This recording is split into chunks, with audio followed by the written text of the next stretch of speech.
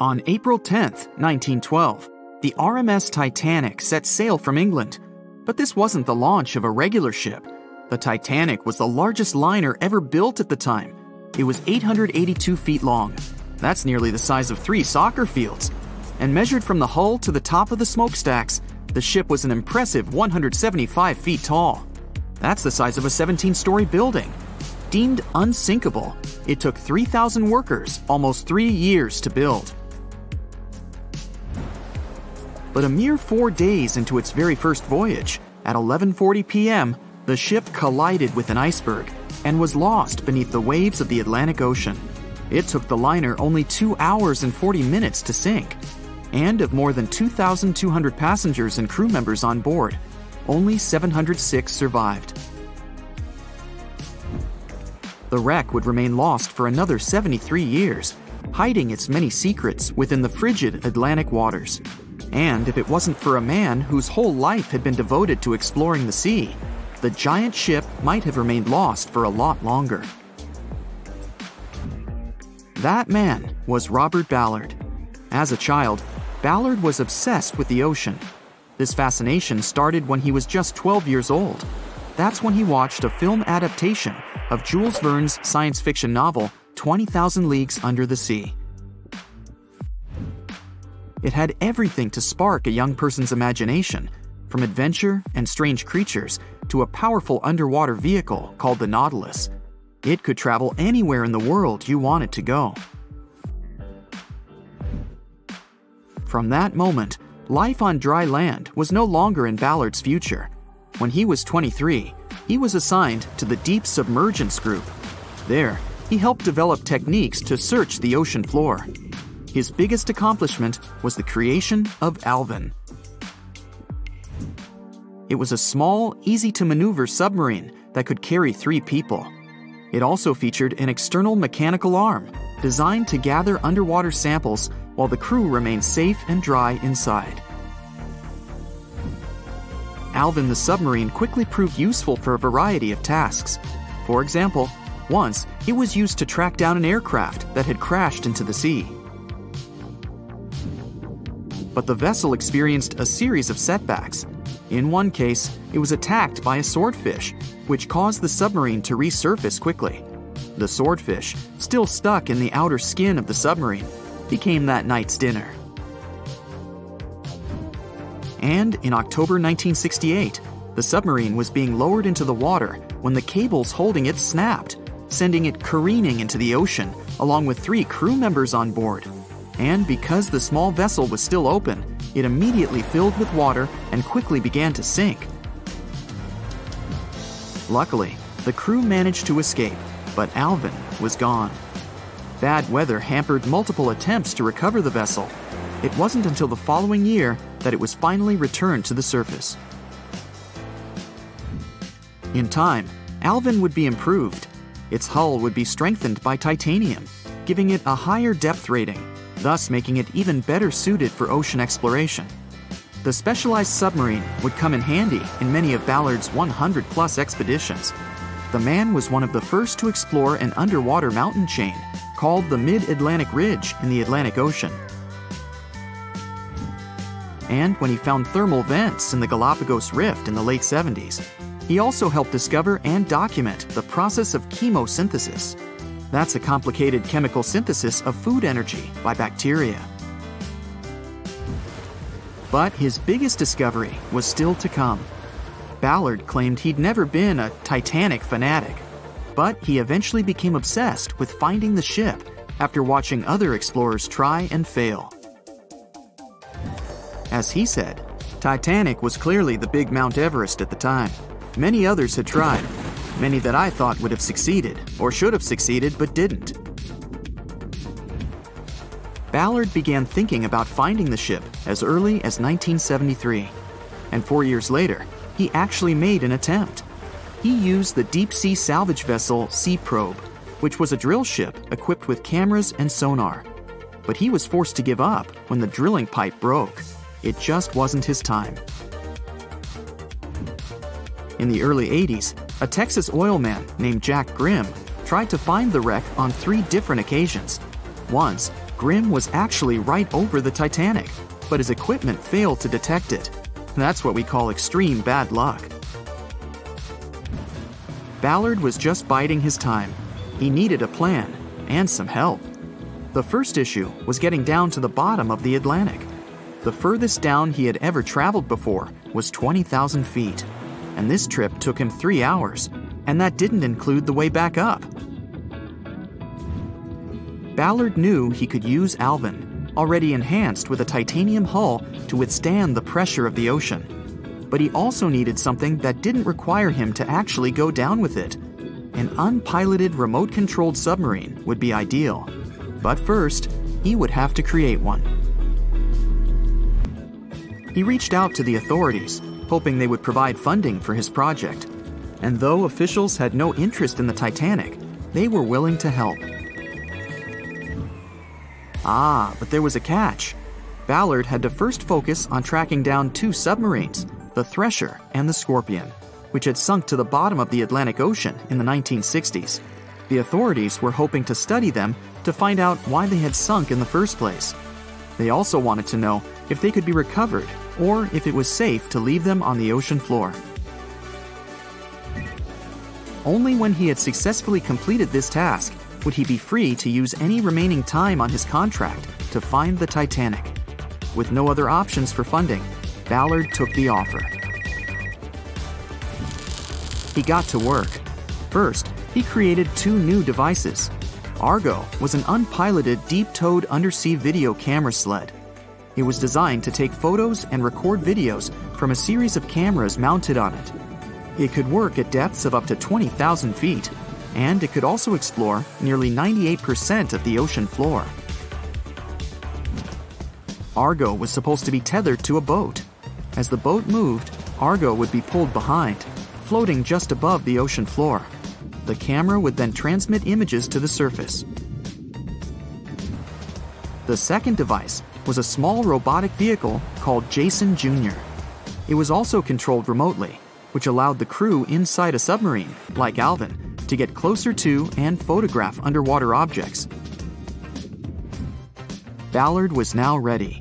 He knew he had to find those submarines quickly, and it didn't take him long. Much to his relief, the search was relatively simple, and he was able to fulfill his obligations with 12 days to spare. With almost 2 weeks to devote to finding the Titanic, he set out to explore the ocean. He focused the search close to Newfoundland, Canada, pulling Argo along the ocean floor and reviewing the images it collected. And after a few days of nothing, they eventually found riveted hull plates and a boiler. Could this be it? The next day, a ship's large bow was revealed. On September 1st, 1985, Ballard and his fellow crew members realized they had finally found the infamous ship. The discovery resulted in a mix of emotions. Ballard was excited to be the first to find the Titanic's final resting place, but he was also overwhelmed by the sense of grief for those who had suffered when the ship had gone down. Over the next 4 days, the crew explored the wreck. They found the crow's nest, from where the iceberg had first been spotted. Plus, there was finally evidence of how the massive ship had split in 2 before sinking, with both halves of the ship found. There was furniture and dinnerware, and sadly, several leather shoes of those who hadn't made it to safety were scattered about the ocean floor. Ballard succeeded where others had failed and became an instant celebrity around the world. You'd think that locating the Titanic would be enough for one man, but not for Ballard. In 2019, he took on the challenge of solving another mystery, the disappearance of Amelia Earhart. Earhart had attempted to be the first woman to fly around the world. Unfortunately, she disappeared somewhere over the Pacific Ocean in 1937. She and her plane were never found. Ballard hoped that his luck with the Titanic would help with finding where Earhart had gone down, but his expedition failed to find anything. And though Robert Ballard has found more shipwrecks than anybody else, it's only the tip of the iceberg. It's estimated that there are over 3 million shipwrecks in the ocean, and Ballard has only located 100 of them. Now, in his late 70s, the man is hoping to encourage young people to continue his work of exploring the ocean and its many mysteries. In 1989, he started the Jason Learning Project to inspire grade school students to pursue science, technology, engineering, and math.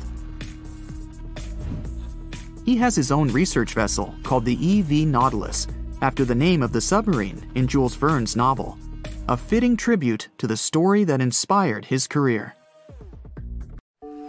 Once a famous giant, the largest ship of that time, now two grand pieces lying on the ocean bottom about 2,000 feet apart, torn by the catastrophic collision of time itself. The stern of the Titanic got completely ruined after hitting the ocean floor, but you can still recognize the bow since many interiors were left preserved. There's a type of bacteria found on the ship's rusticles. A rusticle is this brownish formation of rust. It occurs deep underwater when the wrought iron the ship is made of oxidizes. It means the bacteria eat the iron of the Titanic's hull, piece by piece. And it seems they might finish their snack by 2030, way sooner than when anyone would expect the wreck to be gone forever. You may think it would probably be easier to take the wreck out of the water so that we got to keep it, but it would fall apart if anyone tried to do that. It's been in the water for more than 110 years now, and is now so rusty that no one would be able to reconstruct some parts even if we managed to get the ship out of the ocean depths. What do you think? Could any of about 700 people that had survived the sinking of the Titanic hear it hit the ocean bottom? The largest ship that had ever been made till then disappeared literally before their eyes after all. But sound most likely wouldn't have traveled from water to air. We can't hear that well in water because our bodies are not designed to hear in such environments. And although passengers were close to the sinking site, the Titanic still hit the bottom a long distance away, 12,500 feet.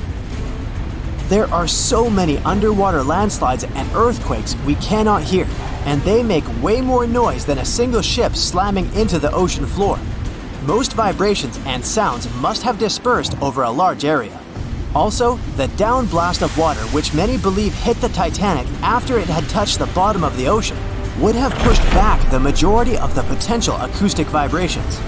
Plus, the bottom of the ocean is not hard enough to produce such loud noises.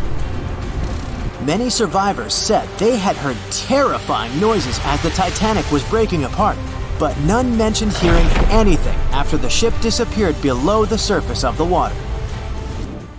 Some survivors shared how chaotic it was when passengers, mainly women and children, were getting into lifeboats. There weren't enough boats, and still, some of them weren't even filled to their full capacity. No one knew how to react properly in such a situation. The lifeboat drill had been scheduled for the morning before the Titanic hit the iceberg, but for some reason, it got canceled. A giant ocean liner everyone believes is unsinkable takes a trip across the ocean. On its way, it strikes an iceberg and sinks. Yeah, we all know how the story goes. But what's scary is that it's also the plot of The Wreck of the Titan, a novel published in 1898, 14 years before the Titanic went to the ocean bottom or was even constructed. In the novel, the Titan, what a scarily accurate name too, didn't have enough life jackets, vests, and lifeboats for all the passengers on board. It was also the largest ship of that time, almost identical in size to the Titanic, and both the Titan and Titanic sank in April. Dorothy Gibson was an American silent film actress. She was also one of the Titanic passengers. She survived the catastrophe. Right after she came to New York, she started filming Saved from the Titanic.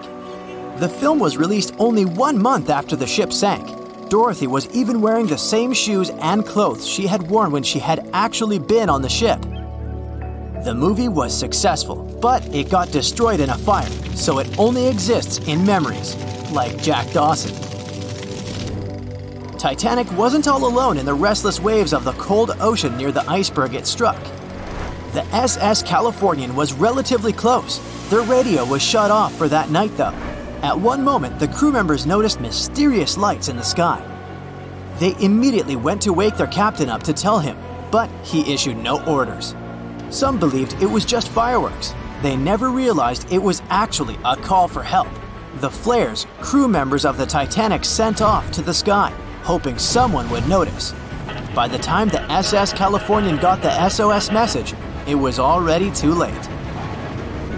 Some say a full moon may have been the reason the iceberg crossed paths with the gigantic ship. A full moon may have caused incredibly strong tides that eventually sent multiple icebergs southward, right when the Titanic was crossing that area. Would you dare to taste cheese from the Titanic?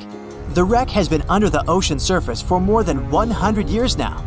It took more than 70 years to find it. By that time, most of the food that had gone down together with the ship had, of course, spoiled. But it's possible there's still some of it left. Some foods are protected from decay. For example, cheese. The microbes that turn milk into cheese create special conditions to protect the product from spoiling. Multiple things have survived the Titanic. A handwritten letter where a mother and a daughter wrote to the girl's grandma about the amazing journey they were on together. The letter has been around for more than 100 years and got sold at an auction. A battered pair of white cotton gloves was found in the wreck. Musicians on the Titanic played till the very last moment. Sheet music and one violin were found among the wreckage. The bell one of the crew members rang 3 times to warn there was a very close iceberg on their way. A pocket watch that stopped at 1:45 a.m., the time when the ship went under the water. Perhaps one person could have changed what happened on the Titanic. David BLAIR was a pretty lucky man. He was supposed to take the spot of the second officer of the Titanic. He was pulled out at the last moment, which eventually saved his life. It was a great thing for him, but something clouded his joy. What if he was the only person who could have done something to save the ship and the passengers? Back in the day, ships didn't have smart advanced technology like they do today. They couldn't see a threat on the horizon. Binoculars were pretty helpful, but the crew members on the Titanic didn't have access to the room where they were kept. David BLAIR was the man responsible for the keys. He left the ship in a hurry and forgot to hand over the keys that were in his pocket. Maybe if the crew members had had access to the binoculars, they would have seen the iceberg on time and had enough time to change course. It's possible that the giant iceberg that sent the Titanic to the ocean bottom was made of snow that had fallen in southwest Greenland. Scientists even used a computer model to calculate the paths the iceberg took in any given year, taking into consideration ocean currents and weather readings for that year. It's possible that the iceberg was 1,700 feet long, with a weight of around 75 tons. By the time it collided with the Titanic, it had dwindled down to only 1.5 tons. Violet Constance Jessup was, as many called her, Miss Unsinkable. She was only 24 years old when she joined the Titanic crew as a stewardess. On the tragic night when the ship struck the iceberg, she was lying in bed. As soon as she heard that something was going on, she got dressed and quickly went to the deck. Violet helped passengers get into lifeboats. 4 years later, she was on the BRITANNIC, the Titanic's sister ship. Once again, the ship started sinking. Not only did the woman survive another accident, but she was also once again the one helping other people to escape the vessel before it disappeared below the surface. That's it for today. So hey, if you pacified your curiosity, then give the video a like and share it with your friends. Or if you want more, just click on these videos and stay on the bright side. Meet Arthur John Priest. No, he isn't famous for being a painter or for discovering some long-lost treasure. He didn't invent some cool gadget or break any world records. No, Arthur John Priest is famous simply for being unsinkable. Proving one can be both lucky and unlucky at the same time, Priest was involved in, and survived, several mishaps at sea, including the fateful maiden voyage of the Titanic. Priest was not a rich man interested in sailing for pleasure. He was part of the working class, employed as a stoker or fireman, stuck for hours within the hot bowels of large steam-powered vessels. His job was dirty and difficult. He was responsible for keeping the furnaces lit, feeding them coal to ensure enough steam was produced for the engines to work. He had to be careful about not overheating the system or setting fire to the whole ship. The furnaces had to be carefully watched and constantly fed. He breathed it all in a while, working and fighting with the sweat and the dirt. He would often work shirtless because of the heat and was always covered in black coal dust. And when he finally had a break, his shared living quarters were nearby in the same part of the ship. He must have been good at his job, though, because he had no trouble finding work. But wherever he went, bad luck seemed to follow. The first incident was a mild one.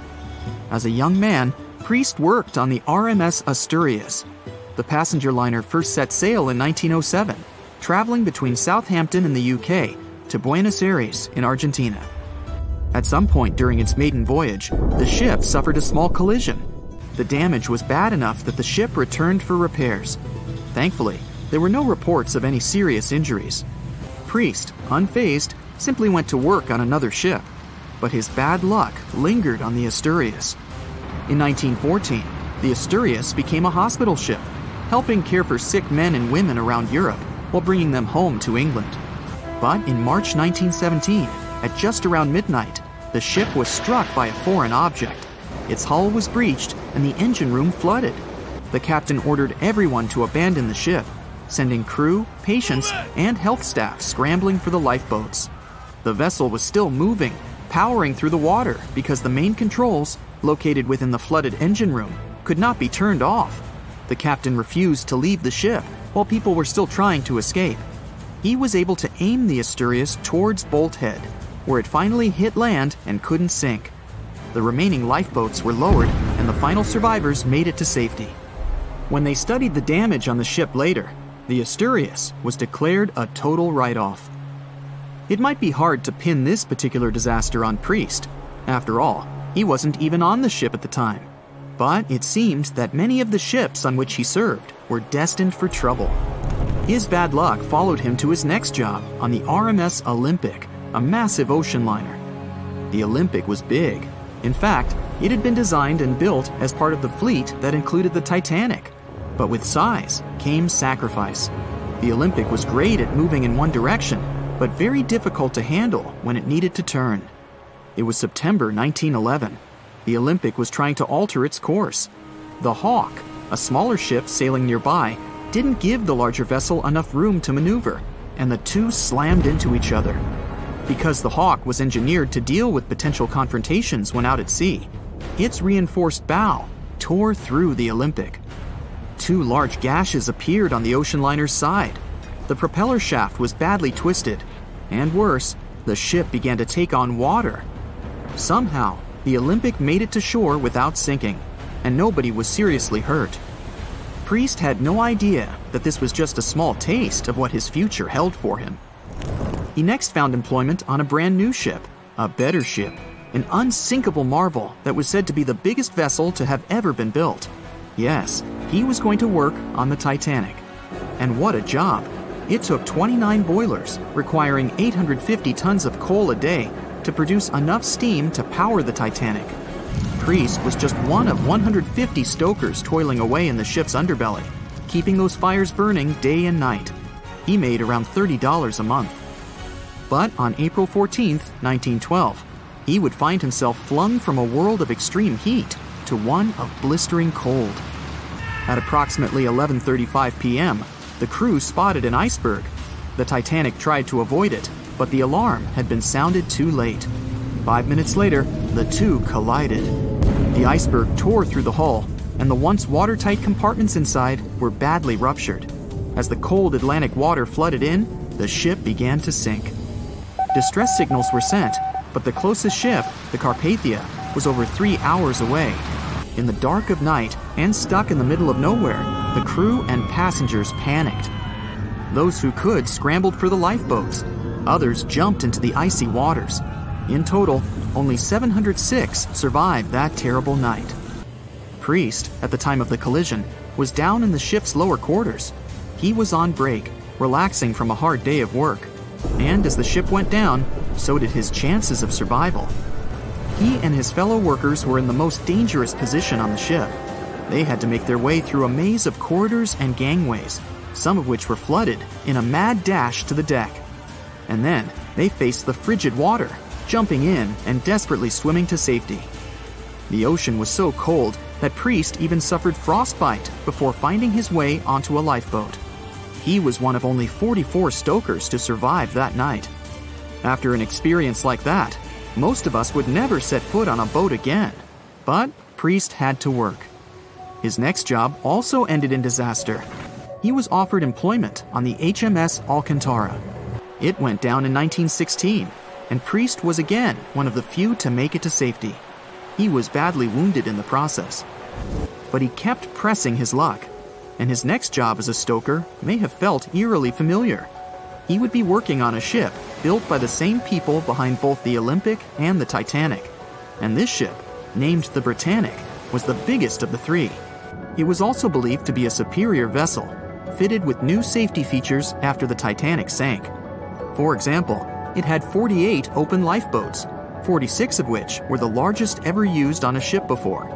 2 of these were even motorized and equipped with special communication devices. The good news? The BRITANNIC survived its first trip without incident. It was already doing better than the Titanic ever did. However, on November 21st, 1916, the BRITANNIC was shaken by a loud explosion while traveling through the key channel in the Aegean Sea. The hull was damaged, and some of the compartments began to fill with water. But, unlike the Titanic, the BRITANNIC had been designed for just such an emergency. It had been fitted with 5 watertight bulkheads.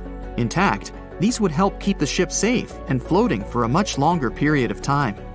But there was one issue. Portholes along the lower decks had foolishly been left open. As the ship tilted, the portholes let in water, which flooded the BRITANNIC and hastened its descent into the sea. This effectively made those watertight bulkheads useless. The ship was going down fast, much faster, in fact, than the Titanic had sunk. 35 of the lifeboats were successfully launched, saving most on board.